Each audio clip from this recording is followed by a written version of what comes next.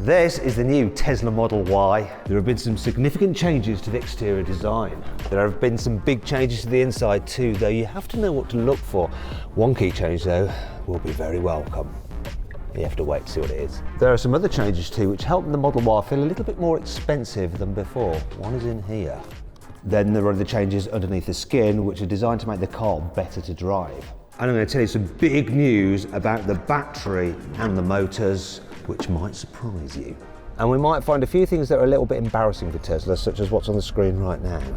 And finally, to make sure you're fully aware of the differences between the new car and the old one, I'll be pointing them out to you very, very clearly. I'm Matt Watson, and you're watching CarWow. Let's be honest, the Model Y is the least attractive of all the Teslas, and that's saying something. Sorry, but there is something ever so slightly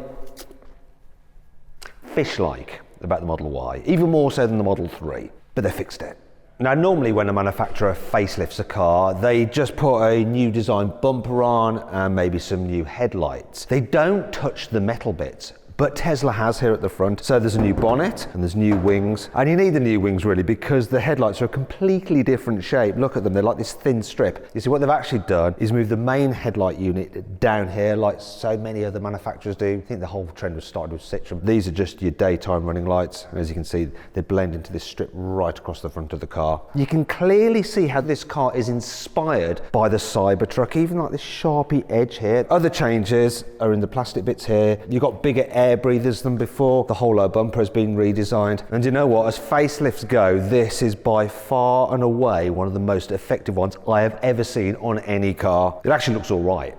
Changes at the side are minimal, basically just some new alloy wheel designs. These are the 19 aero wheels, but you can get 20s. Oh, and the new Model Y doesn't have the little mud flap that the old car did.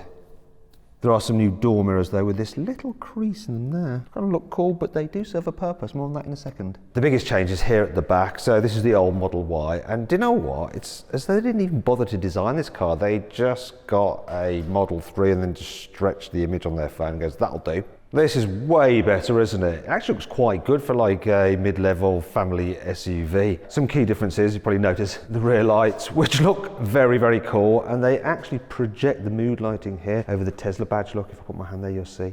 Ooh, got a redesigned rear diffuser as well and a slightly different spoiler, and that brings me on to the differences. You see, while they work visually, they also work aerodynamically. You see, the longest range four-wheel drive version of the Tesla Model Y used to be able to do 331 miles on a full charge, whereas this new one, like for like, can do 353 miles. So that's an improvement of 22 miles, just thanks to all this extra aero stuff. Clever.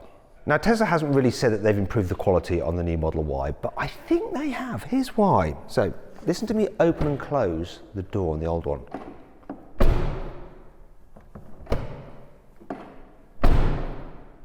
Sounds slightly hollow. Now, have a listen to this one.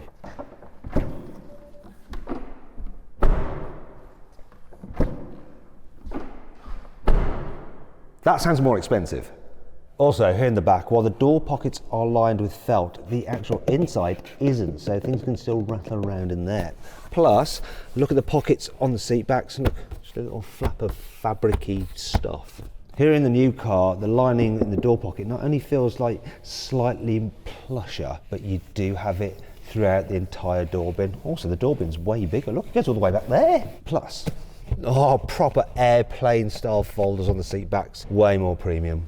Also, the fake leather in the old car does feel a little bit plasticky. And, you know, while the quality here on the door trims is okay, I like the Alcantara bit here. When you move over to the new car, that just feels more expensive. We've got more materials going on, more design. Just feels nicer, especially the fake leather on the seats. Just less fake feeling. Here's the cockpit of the previous generation Model Y. Just take note of the center console design with the exposed cup holders, storage there. and the wood trim on the dash, which is actually real but feels fake, although you could have a strip of white plastic. Oh, and obviously look, you've got a lever there for your drive select and for your indicators, and a windscreen wiper button then. Here in the new Model Y you get this new steering wheel, and there are some touch sensitive buttons there, like for the windscreen wipe and various other bits and pieces, but thankfully there is one stalk. So unlike in the Model 3 and the Model S, you do have an indicator stalk. Yay! However, the drive select is still on the screen, which I absolutely hate, to tell you the truth. Speaking of the screen, the main operating system is exactly the same as before, no change there. In fact, there's definitely no change, is there? Because look, graphic of the car isn't the new one. What's going on? Just bear with me, I'm going to go find out. While I'm at it, they've made the door release bigger, so it's easier to actually find the button when you're trying to get out in a hurry. Cameron? Hello. Oh, here we are. I'm hiding behind one of these. Reveal yourself.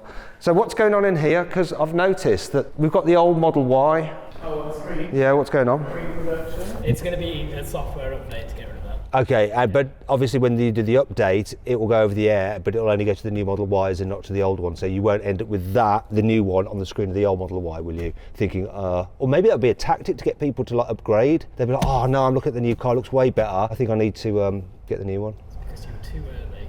Okay, I'm not always that early. Okay, all right, glad we cleared that up. The new Model Y gets the dash design of the new Model 3. And while it looks similar, it also looks way better, doesn't it? And you get like this kind of fabric here on the dash. And obviously this big light bar that sweeps round the front of the car like that. And you can, of course, change the colour of the ambient lighting. I should point out that unlike with things like BMWs and Mercedes and stuff, this is all standard, included in the price of the car. All these features, you get everything that's standard pretty much on a Tesla Model Y. Right, what else do you need to know? You've got a cubby space there, but now the cup holders are covered, just so it has a nice cleaner design to it. Very similar, but just slightly better. Plus, the seats just feel better than before as well, more comfortable, and they're perforated. And the reason they're perforated is that as well as being heated, they are now also cooled. Look, you can cool your seats. Lovely.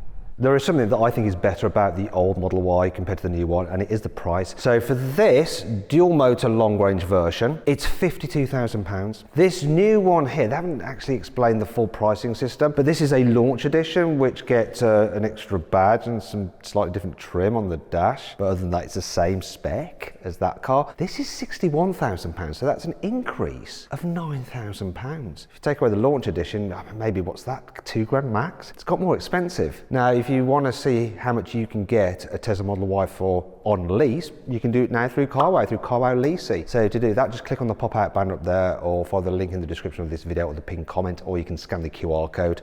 Go check out some lease deals that we've got for you. So the Tesla Model Y has always been very spacious, loads of headroom, knee room, foot space and all that kind of stuff. And you could recline the seat slightly by pulling on that lever to get them into that position. But other than that, it's a little bit kind of bland feeling in here. Here in the new Model Y, there is the same feeling of space, but there's something I've noticed that really improves the comfort. And it's that these seat bases just seem to extend further, give you more support under your legs. That is better. You've got different seat architecture, and once again, they're perforated. As before though, the rear seats are heated, but not cooled like in the front, which is a bit of a shame. And you have a little button down by the side to recline the rear seat. So rather than having two positions, you can alter it a little bit more precisely, just as you want or don't want it. And then there's this, look, you've got a screen here in the back for the rear passengers, so you can control things like different games and look at movies and all that kind of stuff, control the climate here in the back. And there's this feature as well, I can move the front seat forward, just like in a limousine. You can squash the person in the front just for lols. Now, one of the things that people complained about with the Model Y was that the suspension was just too firm for this kind of car. So the good news is that Tesla has worked on the suspension for the new car. However, I found out that actually they've made the suspension firmer. Anyway, as well as doing that, they've altered the suspension geometry, the steering feel, they've also stiffened the body shell and used the damper profile from the Model 3. And to be fair, the suspension on the Model 3 feels better than on the previous generation. So maybe even though it's stiffer suspension, it just works better. It's open. There's also something weird going on with the boot. You see, there is no discernible difference in the shape or the size of the boot. However, Tesla quotes that in total, the new Model Y has 2,130 litres of storage space, whereas the old car has 2,150. So 20 litres has been lost somewhere. Maybe it's just a rounding error. Finally, we come to the big news about the updates with the battery and the motors. And the news is that, actually there is no news. Sorry to clickbait you, but yeah, it's a bit odd that they haven't done any changes in that respect. Though I guess they didn't for the Model 3 upgrade either, did they? So these are the stats. Now you might be thinking, I need to get myself a Tesla Model Y, but I don't think the changes with the new one are really worth it. So what I'm going to do is get an old Tesla Model Y, get one used, and you can now do that through CarWow.